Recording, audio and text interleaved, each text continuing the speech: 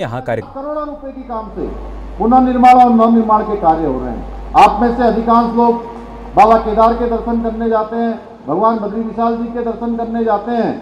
तो आने वाले समय में जहां आपको बाबा केदार के प्लान पूरे हो जाने पर विश्व का एक नया स्थल बाबा केदार के नए रूप में आपको दिखाई देगा।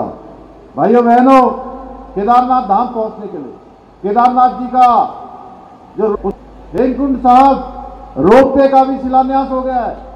इन दोनों के रोपवे के पूरा हेमकुंड साहब की कई दिनों में पूरी होती है, 3 दिन 4 दिन लगते हैं। वो यात्रा कुछ ही घंटों में पूरी हो जाएगी। और केदारनाथ जाने के लिए जो लगभग 20 किलोमीटर का पैदल मार्ग है, वह कुछ मिनटों में पूरा हो जाएगा। भाइयों बहनों, इसके साथ ही जो बुजुर्ग लोग हैं उनको भी बाबा के दर्शन करने में बहुत आसानी होगी। भाइयों बहनों, उत्तराखंड की हमारे राज्य की सरकार भी सनातन संस्कृति के प्रचार और प्रसार के लिए हमारे जो पौराणिक स्थल है उनके पुनरुत्थान की दिशा में तेजी से काम कर रही है। और चाहे आज जो हमारे 4 धाम के अंदर आने वाले जितने भी स्थान हैं, जितने भी हमारे देव स्थान हैं, हमारे यमुनोत्री, गंगोत्री, बद्रीनाथ जी, केदारनाथ जी के अतिरिक्त भी अन्य स्थानों को भी आज हम विकसित करने की दिशा में आगे बढ़ रहे हैं। क्योंकि इस समय आप देख रहे होंगे कि 4 धामों पर आने वाले लोगों की संख्या हर साल बढ़ती जा रही है। पिछले वर्ष ये संख्या लगभग 56 लाख पहुंची थी और इस बार 50 दिनों में ही 30 लाख से ज़्यादा की संख्या का आंकड़ा पूरा हो गया है।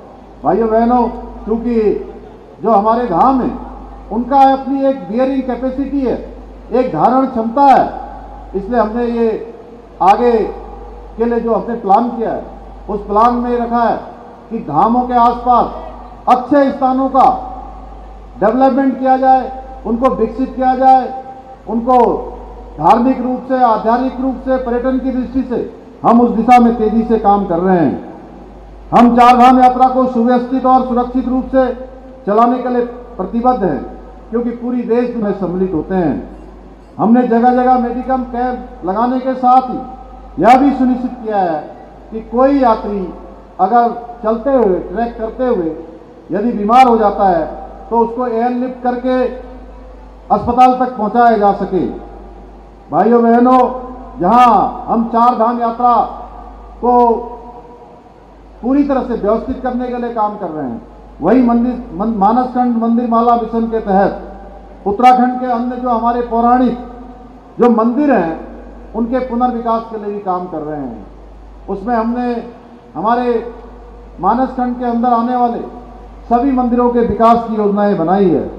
भाइयों बहनों, कुछ दिनों बाद ही पवित्र श्रावण मास की शुरुआत होने जा रही है और आप सभी को पता होगा कि श्रावण मास के महीने में हरिद्वार में विशाल कांवड़ मेला लगता है।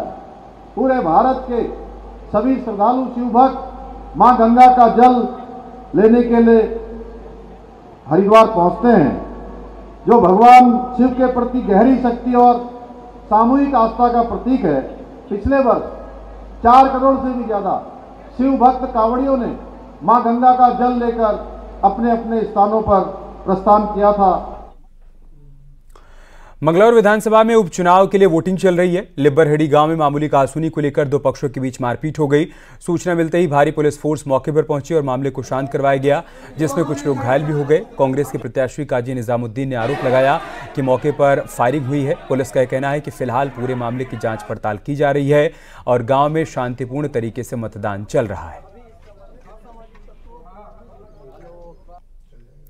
नहीं, देखिए, अभी मौके पर शांति व्यवस्था कायम है, पर्याप्त पुलिस बल तैनात किया गया है, स्थिति सामान्य है, चुनाव शांतिपूर्वक चल रहा है। कितने लोग घायल हुए? कुछ हॉस्पिटल अभी तक इस संबंध में कोई सूचना प्राप्त नहीं हुई है। कोई प्रामाणिक सूचना और पुष्टिकारक सूचना प्राप्त होने पर आप लोगों से साझा पुलिस बल के साथ आप मौके पर आए हैं यहाँ पर? बिल्कुल, यहाँ पर स्थिति सामान्य है, चुनाव शांतिपूर्वक चल रहा है और स्थिति सामान्य बनाए रखने के लिए पर्याप्त पुलिस बल तैनात किया गया है। कांग्रेस प्रत्याशी ने आरोप लगाया है कि कई दर्जनों गोलियां चली हैं। देखिए, बिहार अभी किसी भी तरह के आरोपों पर कोई टिप्पणी करना समीचीन नहीं है। चुनाव को शांतिपूर्वक संपन्न कराना प्राथमिक दायित्व है और सर्वोपरि दायित्व है। मौके पर किस तरह शांति व्यवस्था? यहाँ स्थिति सामान्य है और शांति व्यवस्था कायम है। आज लोकतंत्र की हत्या होते सब देख रहे हैं।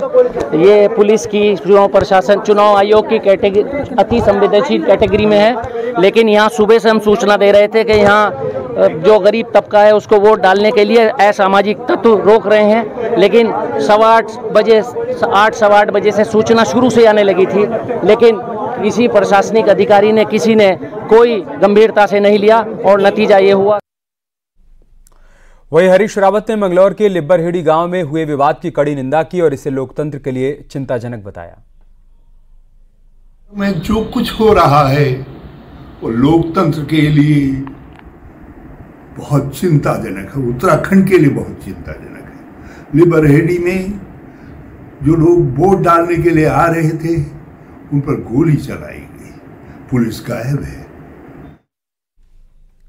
मतदान के बीच मंगलौर के लिब्बरहेड़ी में हुए विवाद की घटना की हरिद्वार के सांसद त्रिवेंद्र सिंह रावत ने कड़ी निंदा की। रावत ने कहा कि लोकतंत्र में निष्पक्षता के साथ सबको अपने मत का अधिकार है। उन्होंने कहा कि पुलिस प्रशासन को बिना भेदभाव के सख्त कार्रवाई करनी चाहिए। उससे बचना चाहिए। लोकतंत्र में सबको अपना मत का अधिकार है और मैं सबसे ये कहना चाहूँगा कि निर्भीक होकर के मतदान करें। आप जिसके पक्ष में भी मत करना चाहते हैं, ये मतदाता की इच्छा है, यही लोकतंत्र है, तो उनको मतदान करना चाहिए। और प्रशासन को अगर इस तरह की कोई संभावना लगती है तो उसको रोकने के लिए तत्काल प्रयास करना चाहिए।